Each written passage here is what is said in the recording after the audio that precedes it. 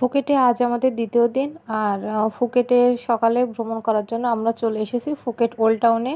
তো ফুকেটটা যদি আপনারা পুরোটা ঘুরে দেখতে চান তাহলে আপনাদের সবচেয়ে বেটার হয় একটা বাইক রেন্ট নিলে।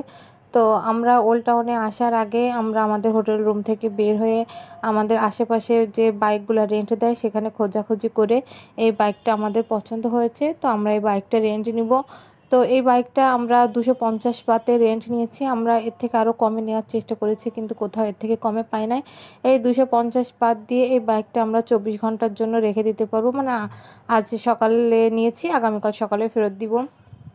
তো এই বাইক রেন্ট নেওয়ার প্রসেসটা হচ্ছে ওনাদের কাছে আপনাদের পাসপোর্ট জমা রাখতে হবে, আর না হয় 3000 বাত জমা দিতে হবে।